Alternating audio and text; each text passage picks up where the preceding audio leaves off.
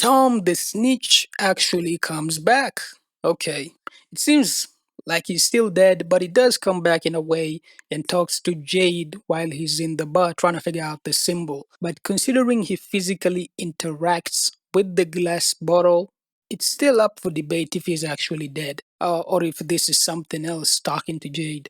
I actually thought Jade was gonna faint because of Tom, but he didn't. The visions are definitely making him lose his mind. Tom encourages Jade to go in the tunnels, and Jade is afraid of doing it, but Tom tells him it might end up saving Julie if he does that, and he'll probably find some information there. So he finds the kids in white laid out on the altars, and they're saying Anghkooey over and over. Jade looks up and bam, that's the symbol. Oh shit, it's the fucking symbol. But just as fast as they appeared, the kids are gone and Jade can't see the symbol anymore. Teflon TV actually predicted this was gonna happen, that Jade was gonna look up and see the symbol, and it did, in fact, happen. That's crazy. That's awesome.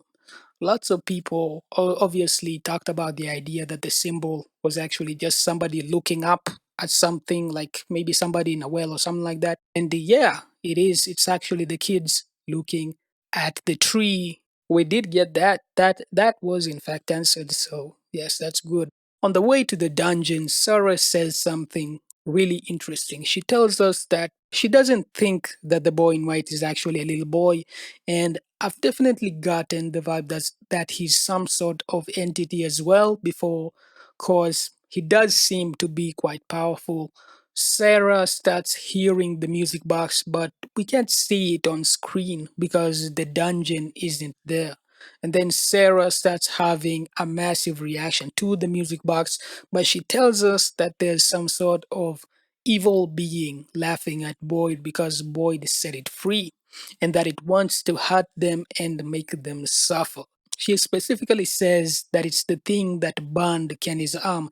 So that makes you think, were the worms specifically imprisoned in that dungeon, or does that entity mean that Boyd set it free when he took down one of the bottles from the bottle tree? Could also be that it infected Boyd when Boyd went into the dungeon, found Martin, and saw the music box. And so when Boyd left the dungeon, he also infected everybody else with the music box.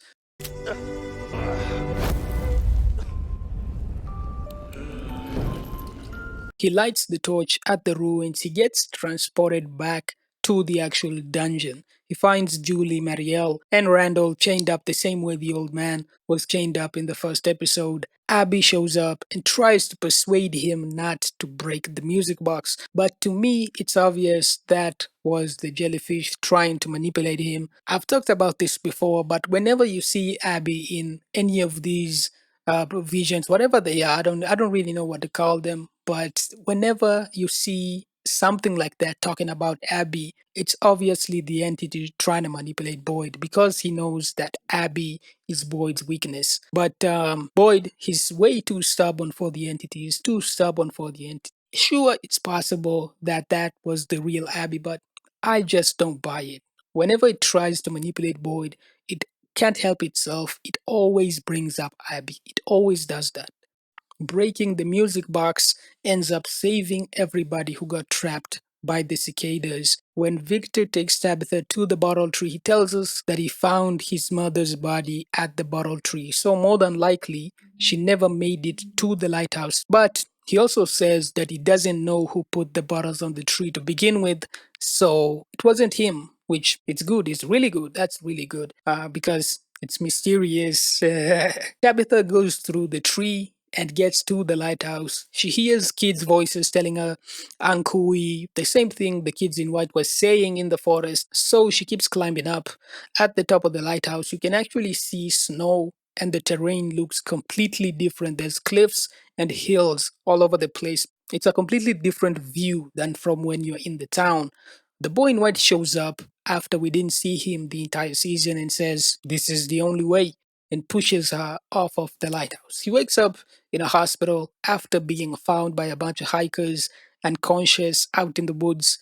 And yeah, so that was the season finale And first of all, we have no idea if Tabitha still has her memory after seemingly leaving Fromland, which is oof. Because what it means is the next season we're gonna have a bunch of episodes where Tabitha has no idea that she was where she actually was. So it's probably gonna be based on her getting a memory back, Oh, fucking. which I really don't want to see, but it's probably what's gonna happen.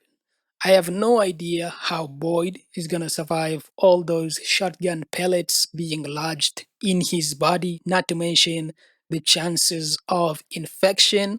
Reggie killing that guy at the gun locker really doesn't make any sense to me because later in the episode we see that his only issue was with Boyd, not with this guy. So why kill him in the first place? It's so dumb. It's just psychopathic for no reason. At first, I thought that he was actually gonna try to kill a bunch of people at Colony House or in the town or whatever, but no, he just wanted to kill Boyd. In the first scenario, that would make sense.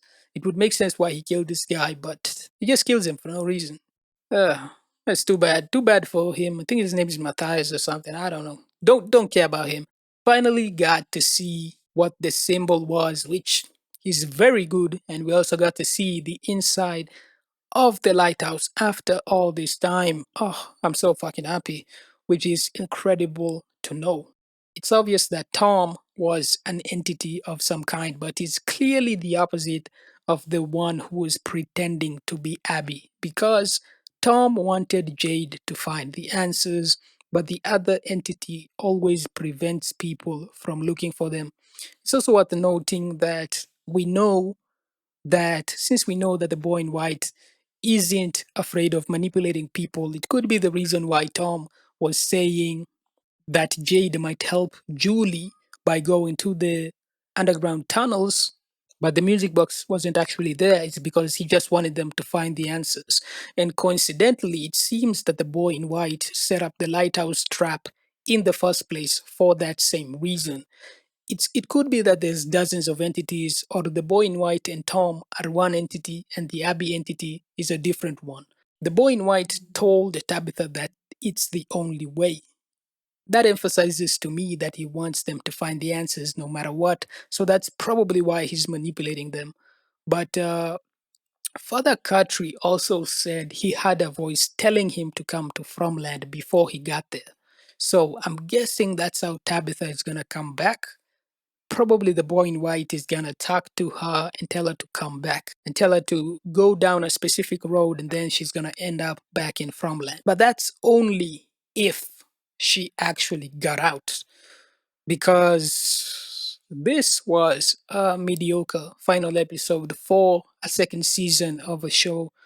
Now, before you get angry at that statement, let me tell you some facts about everything we saw in this episode. At no point did we get confirmation that everything we've been seeing in the series actually happened. This could still be a simulation. And that's not even getting into the aspects of the writing that is bad in general. The most notable one for me was Jade going into the caves by himself.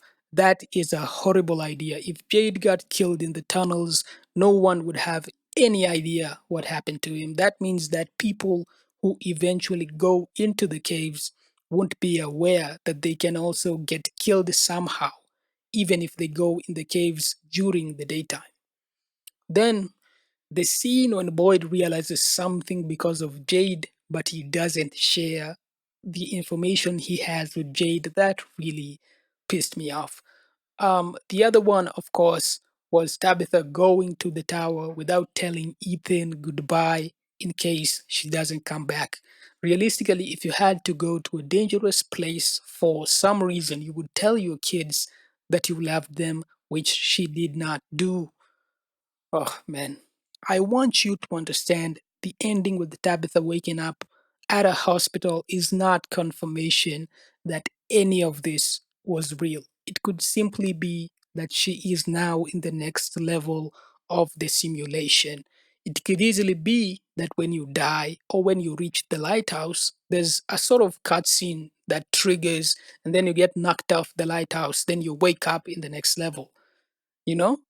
And this is what I'm talking about because they never gave that confirmation that things are actually real. Even once, you can easily and plausibly say that Tabitha is still in a simulation. There is no argument against that logic. You can easily say that.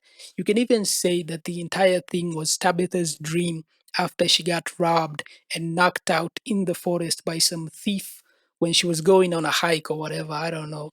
Because if they at least put Victor's lunchbox in Tabitha's hotel room, you might be able to argue that it was real, that everything was real. But because they didn't do that, and Tabitha just wakes up at a hospital without any of her clothes or whatever, you can come up with all sorts of scenarios that would explain that it wasn't actually real. I want to give the writers the benefit of the doubt, but I have to be realistic. Most of the episodes in this season have been full of frustration for me, so I'm not gonna close my eyes and go, blah, blah, blah. The writers know what they're doing. The writers know what they're doing. I don't know. I have no idea. Neither do you. And I'm not gonna do that because I have no idea if it's true. So I will not do that. I have no idea. I'm hoping that they know what they're doing. I'm praying that they know what they're doing. But it's really hard for me to work with people who won't even give us the baseline, which is confirmation that it's actually real. There's no point in this story where we got anything like that. We actually have scenes and lines that actually say the opposite. Like, Martin's line about what if Abby was right, blah, blah, blah. You have to look at these things from an objective sense, and in an objective sense, they could have put that scene in there so that the audience gets prepared for the idea that none of it was real. It was a dream or whatever, a simulation. It could be the writers themselves speaking to the audience. But if they make that ending, oh my God. Uh, oh, I'm getting a nosebleed like Sarah just thinking about the frustration of such an ending. I'm hoping for the best, I really am. But this was a mid final episode for the second season. It's not amazing, but it's not a garbage ending because they didn't pick a side, We still don't know if it's actually real or a simulation or a dream. So that makes it mid because it's still in the middle. I have yet to decide if Rom was a waste of time from the beginning because I don't know anything. I don't know. I don't really know. Looking at it from a realistic perspective, you have to accept that they never confirm that any of it was real. They simply didn't.